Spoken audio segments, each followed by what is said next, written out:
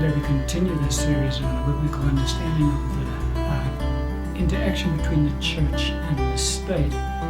And in today's discussion, we want to have a look at the biblical truth that God is the one who puts governments into place. It isn't a government on the planet today that God has not ordained should be in place. There's no head of state on the earth today whom God has not placed in that position. And the passage of scripture that we'll open up with today, around today's discussion, is in Daniel chapter 4, verse 34 and 32. Scripture says, "While the word was still in the king's mouth, a voice fell from heaven. King Nebuchadnezzar, to you it is spoken. The kingdom has departed from you, and they shall drive you from men, and your dwelling shall be with the beasts of the field. They shall make you eat grass like oxen, and 7 times shall pass over you, until you know that the Most High rules in the kingdom of men, and gives it to whomever he chooses." In this passage of scripture, the context is that God had given Nebuchadnezzar a dream that showed him that he was indeed a great king. Historical records reflect for us that Nebuchadnezzar was the most powerful monarch of the Neo-Babylonian Empire, which was the most powerful empire in the earth at that time. And so he truly was a head of state that ruled over a substantial part of the earth. And God gave him a dream and showed him that his greatness that he had achieved wasn't because of what God had done through him, but that he started to become prideful, and so God warned him that God would judge him. And the judgment that God would pronounce upon him is that he would incur a change of heart for a 7-month period. Now Daniel the prophet, who was one of Nebuchadnezzar's advisors, interpreted the dream for Nebuchadnezzar and advised Nebuchadnezzar to live righteously, to try and put off the judgment that God had pronounced upon him.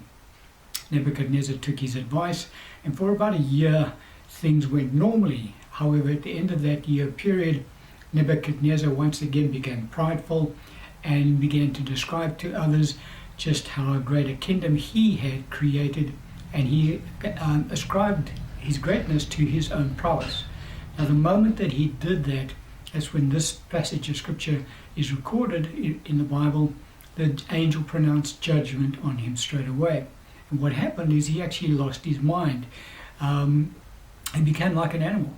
And they had to put him out into the field, and he used to eat grass in the field. And his nails, if you read the account, grew like claws, and his hair grew as long as ever, because he just completely lost his mind.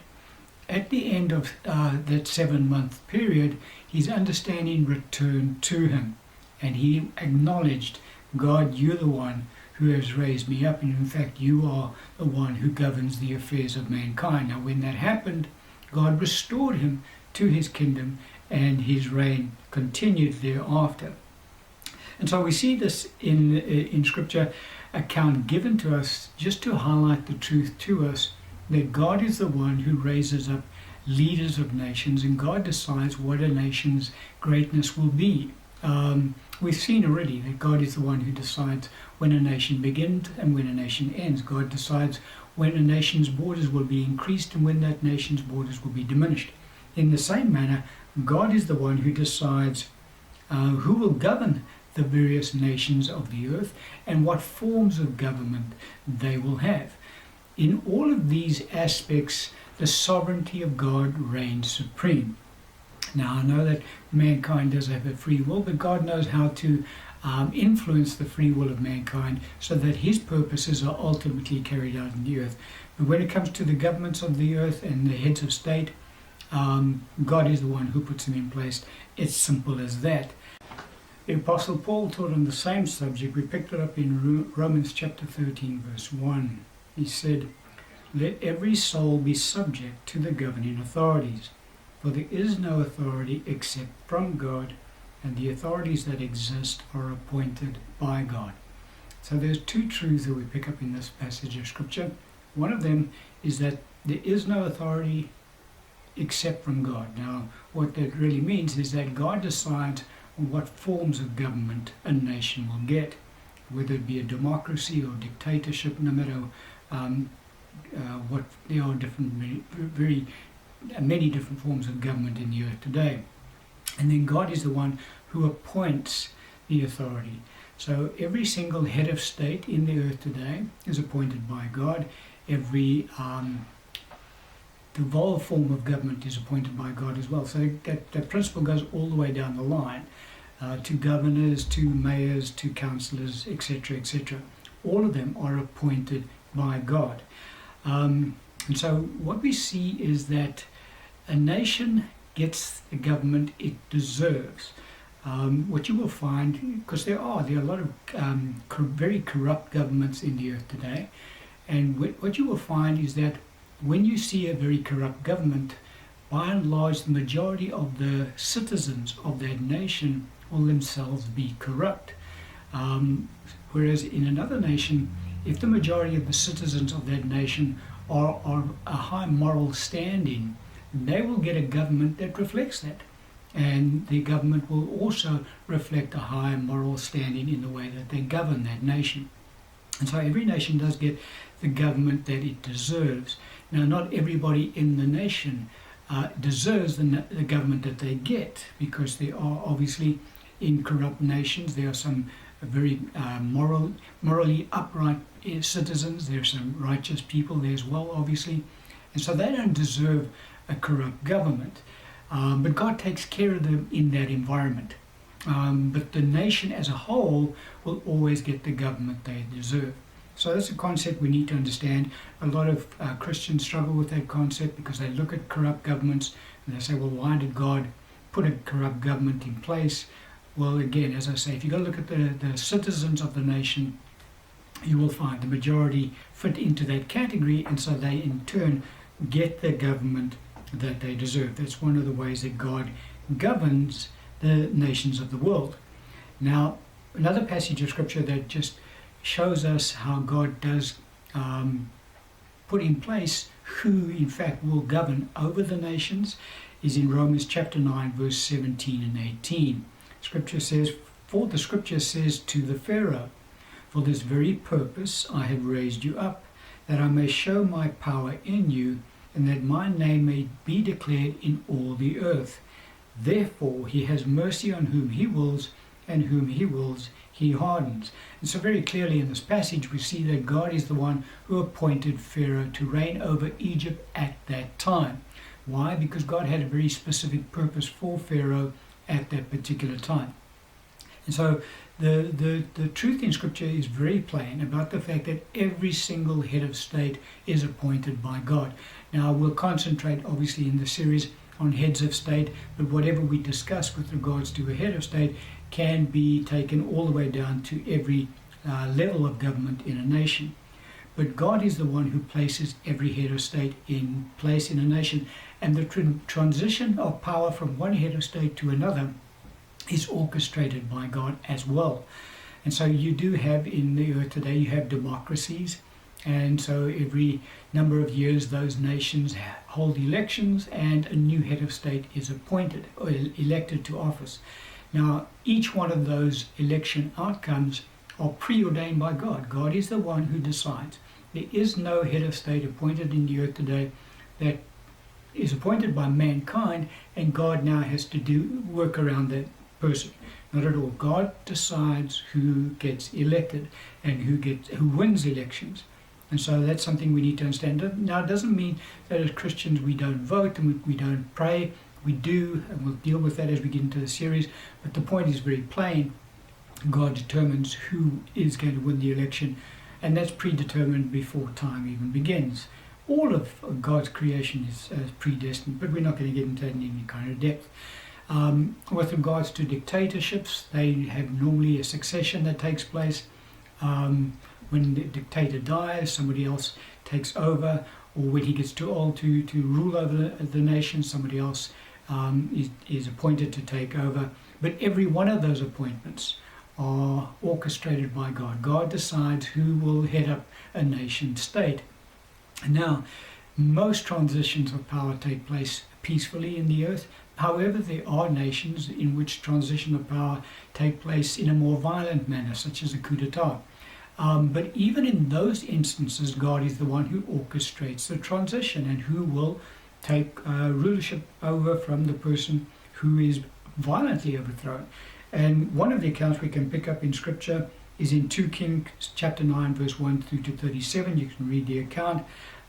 Jehu assassinated Joram, king of Judah, and then ascended to the throne in his place. But the Scripture clearly reveals to us that God is, because there was a coup d'etat, and Scripture clearly reveals to us that God is the one who orchestrated that particular coup. So God is always the one who puts the authority in place. It's never a case of it just happens by chance or according to the will of man. Now, God uses man to put his appointee in place, but nevertheless, God decides who will be the head of state of every single nation on the planet. Another passage of Scripture that just highlights again the truth to us that it is God who is sovereign in this area is in Isaiah chapter 45, verse 1 through to 5. Scripture says, "Thus says the Lord to his anointed, to Cyrus, whose right hand I have held, to subdue nations before him and loose the armor of kings, to open before him the double doors, so that the gates will not be shut. I will go before you and make the crooked places straight. I will break in pieces the gates of bronze and cut the bars of iron. I will give you the treasures of darkness and hidden riches of secret places, that you may know that I, the Lord, who call you by your name, am the God of Israel. For Jacob my servant's sake and Israel my elect, I have even called you by your name.